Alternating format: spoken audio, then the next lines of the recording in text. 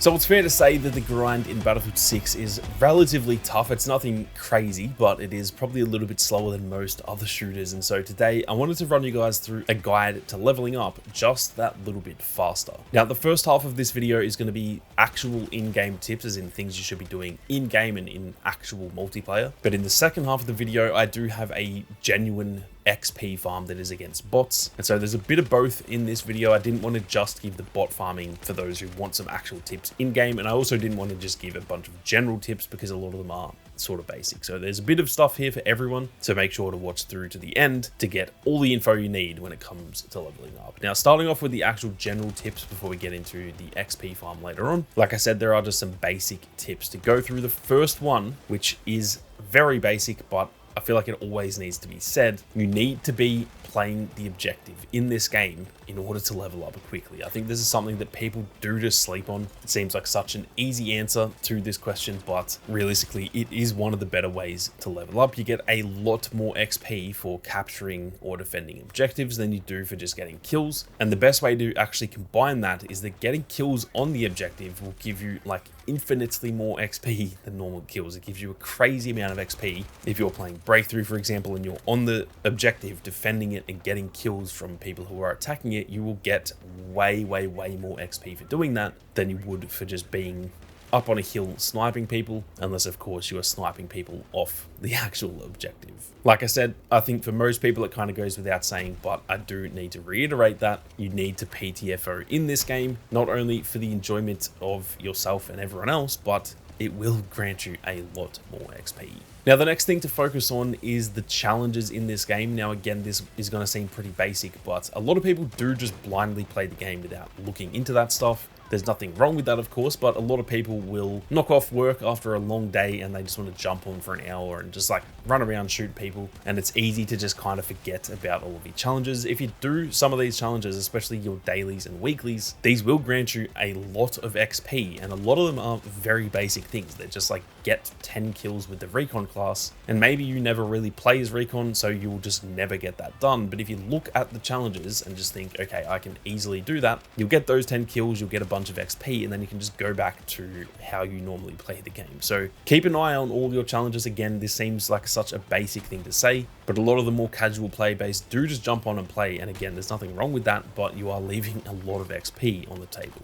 Now, the next tip I've got here is to do with the double XP tokens. You'll get a lot of these in-game through doing certain challenges and stuff, so you will find yourself with some double XP tokens at different times in your playtime, and especially once Season 1 begins, I'd imagine there'll be a lot of double XP tokens in the Battle Pass and stuff, but you want to be making sure you're using these correctly. Now, the first tip to know is that these do count down in real time. They don't count down in-game time like they did in 2042. I don't know why they changed that. I don't know if it's maybe bugged or something, because they purposely changed it to be like that in 2042 and now they've actually reverted that. But that is something you need to know. You can't equip one of these and then you've got half an hour left and you just jump off and then jump on later in the day and expect that half an hour to still be there. These count down in real time, even if you equip it and then you're sitting in the menus waiting to invite some of your mates and jump on as a squad. If that takes 5 minutes, well, you've just wasted 5 minutes of double XP. So be sure you are aware of that. Only equip them pretty much as soon as you're getting into a game. Don't equip it at the start of a session and then, like I said, take a while to get into a match and then you're setting up your loadouts and all that stuff. Equip them once you are actually about to start playing. Otherwise, you are literally just wasting time. The other tip I'd give is that you probably don't want to be using these at the start of a session. I don't know about you guys, but at least for me, my first game every time I jump on is usually not my best. I usually take a game or two to actually warm up, and I feel like that is a pretty common thing. So if you're going to be locked in for, say, a 2-hour session,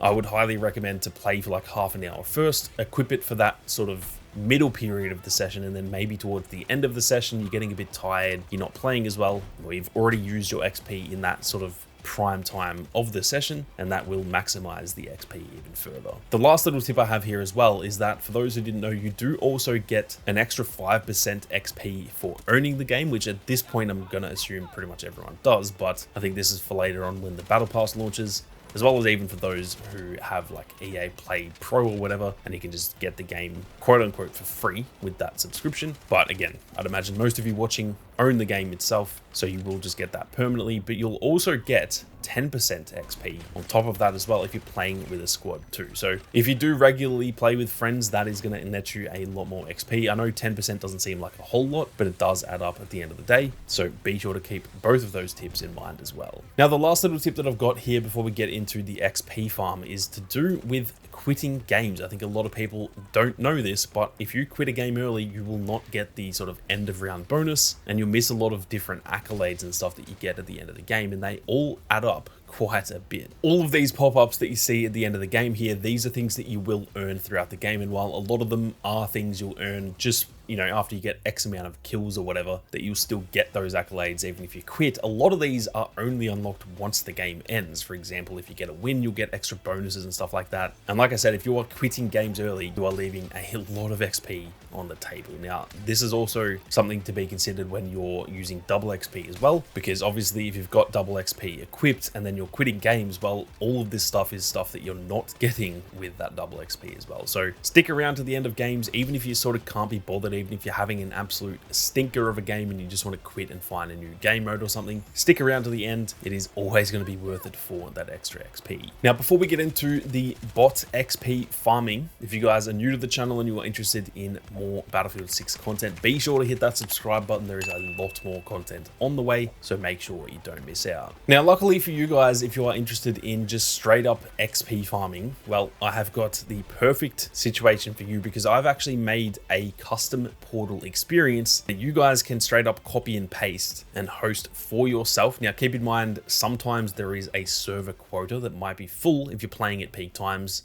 And so this might not always be available until they add more servers and stuff in the coming weeks. I'm pretty sure they would have limited the servers early on just to make sure there's no, you know, huge server issues and stuff. But I'd imagine that will be fixed in the coming weeks. But just keep that in mind. Sometimes this may not work, which is actually very frustrating. Now, all you need to do is head into the sort of community tab from the main menu, and then you can go to host your own mode and enter the code 63TN, which is my own custom XP farming mode, and that will instantly get you that exact same setup that I made. Now, this is going to be Breakthrough on Manhattan Bridge. The reason I've chosen that map is that it just seems like the best layout for maximizing where the enemies are going to be. On top of this though, this isn't just a regular match. You'll get 500% HP, so you'll essentially have 500 health, meaning you shouldn't die. And honestly, if you are dying with 500 health, I would simply uninstall the game at that point. It is a lot harder to die with that much health. Not only that, but I set it to have 1000% extra tickets, so the games are a lot longer. And I also set it to where the capture points take longer too, so you can contest them a lot longer. There'll be more time that you are able to stand on the objective and get a bunch of kills and stuff. And overall, it's all going to help you level up a lot faster. Now, I also set it to where bots won't sprint, so they will be a little bit slower and a little bit of an easier target than they would be if they're sprinting. And realistically, there's just a few more minor changes like that, but all of the mode is still similar enough to the main rule set that this will keep full progression, and you can do all of the grinding you want in these modes that you can do